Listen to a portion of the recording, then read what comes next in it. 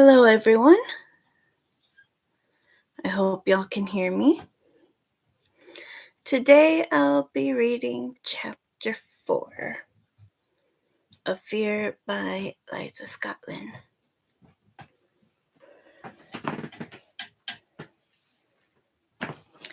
Now just hold on here while I get the book. It's not that far away from where I am.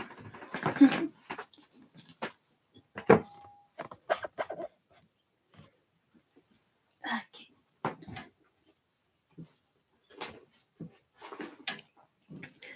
Here it is.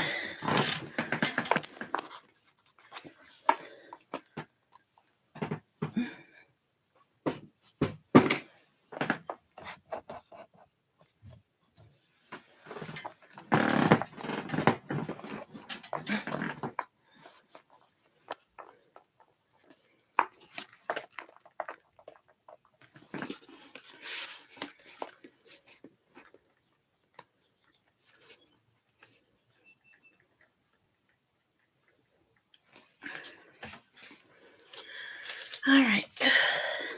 Chapter 4. Hold on. Here we go.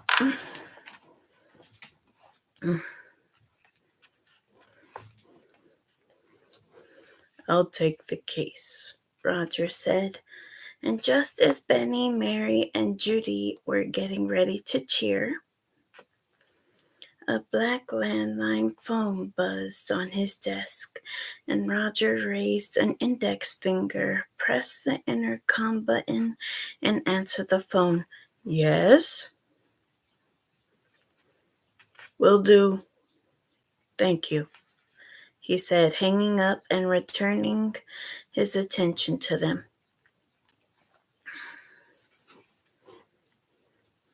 Ladies, Machiavelli is currently holding a press conference regarding the lawsuit.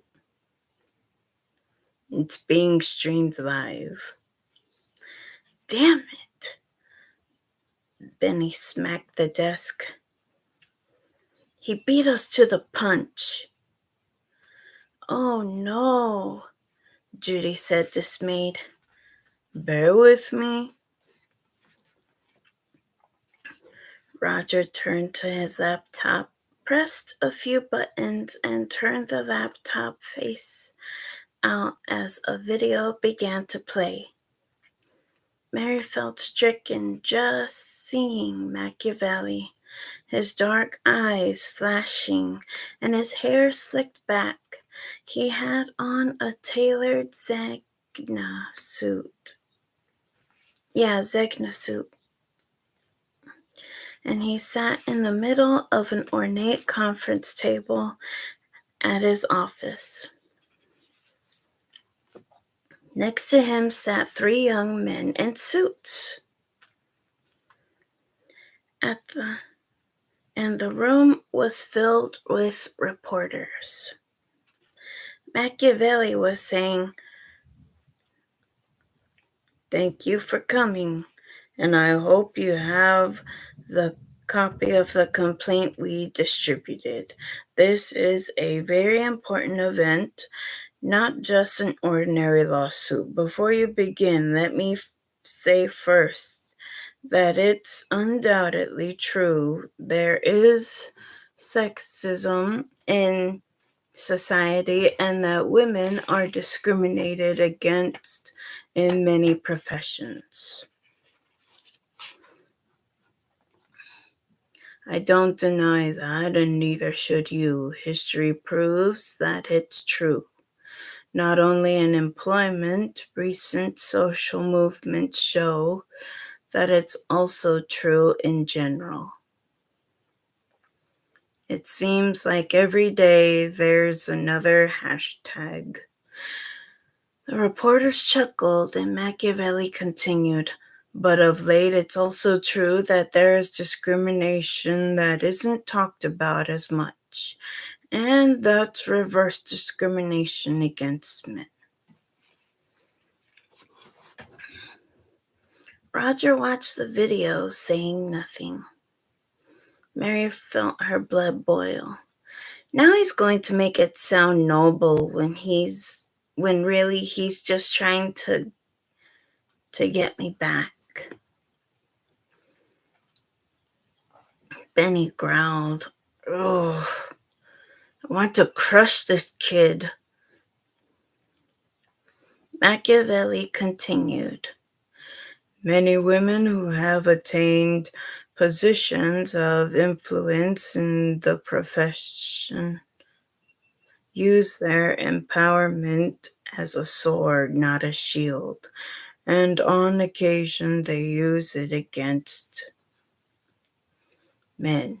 Nowhere is this more true than the case we filed today with the Pennsylvania Human Relations Commission on behalf of these 3 young lawyers. Machiavelli gestured at the 3 men, and they smiled as he introduced each one, their appearance confirming to Mary that the lawsuit was manufactured, if not cast. Like a movie, nobody. She went to law school with a handsome.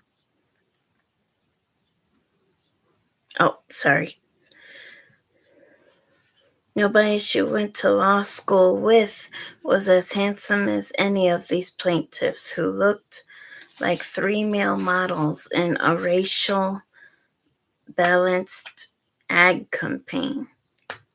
They were all about the same height, which was tall, and the same weight, which was super hunky. Michael Battle, who was Asian, had a dazzling smile and a spray of glossy bangs.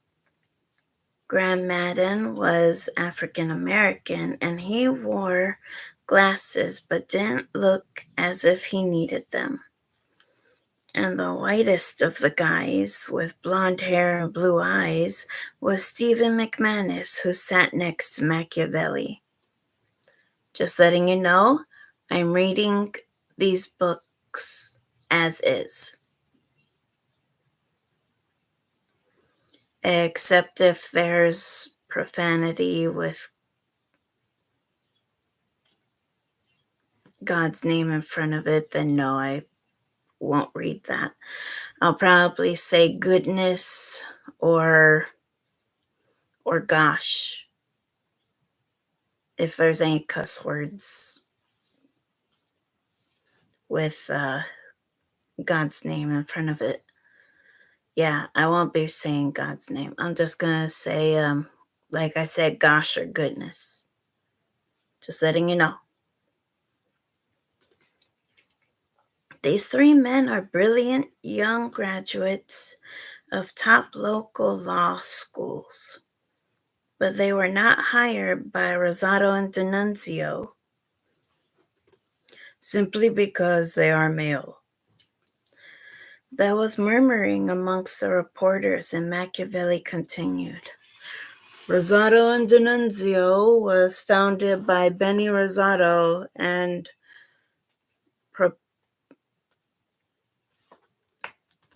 a proponent of women's rights, and she intended her firm to be an all-women's law firm. She bragged about it whenever she could in public for over a decade. Benny Rosado hired, cultivated, and promoted only female lawyers, specifically now partners Mary D'Annunzio and Judy Carrier and associate Anne Murphy. All these women have, at one time or another, described the firm as all-female. Imagine what outcry there would be, justifiably so, if any of the defendants had described their law firm as all white, all black, or all Asian. I submit to you that legally and morally there is simply no principal difference between that and between that and describing a firm as all female. I hope you're enjoying. Don't forget to follow and share.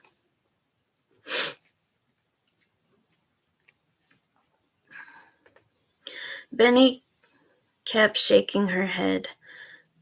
This scumbag is lecturing me about morals, about laws. Judy sighed. Ugh. Mary didn't know what to say. She had described the law firm that way herself and never thought twice about it. She knew that they hadn't discriminated against anybody, but she couldn't deny that Machiavelli was putting them in a terrible light. The law firm of Rosato and D'Annunzio has only one male lawyer. The law firm of Rosato and D'Annunzio only has one male lawyer named John Foxman, who was hired last year. But don't let that token fool you, lest you doubt the veracity of our allegations. Sitting at my right hand is Stephen McManus, who interviewed with Mr. Foxman when an opening for an associate was advertised. During that interview, John Foxman admitted that he often felt out of place as the sole male lawyer at the firm.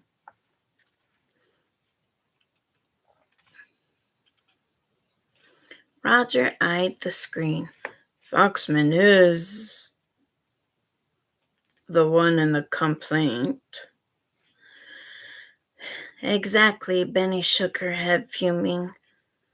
The gift that keeps on giving. Judy looked over, concerned. Mary kept her own counsel, but she was kicking herself almost as much as the baby was kicking her. She should have known that Machiavelli wouldn't wait. She, Benny, and Judy would hold their press conference, but they were already caught off guard, playing catch-up. Machiavelli frowned. Clearly, the principals of Rosato and D'Annunzio have acted unlawfully and in violation of the Pennsylvania Human Relations Act, and we have filed this complaint to vindicate the rights not only of these plaintiffs, but of men everywhere. We seek justice and the American ideal of equal treatment, regardless of race, creed, religion, gender, national origin, and sexual preference. We'll be trying our case in the courts, not the media, so I won't be taking questions today. The reporters complained, but Machiavelli waved them into silence. I urge you to continue to pay special attention to this case. I'm not going to show all the cards in my hand now, and surprises are in store. I'm betting that before we even get to court, you will understand the absolute truth of the allegations in this complaint and the reasons that Rosato and D'Annunzio should be out of business. Thank you.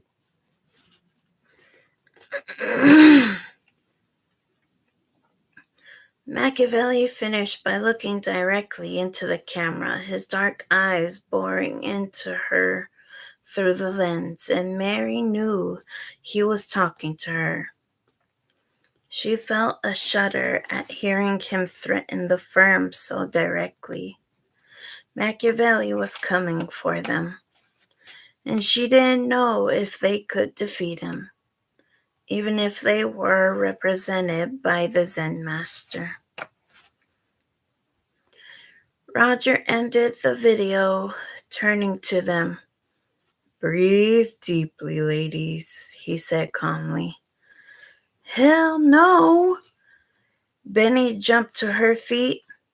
"He wants a press conference. I'll give him a press conference." That was the end of chapter 4. Thanks for listening.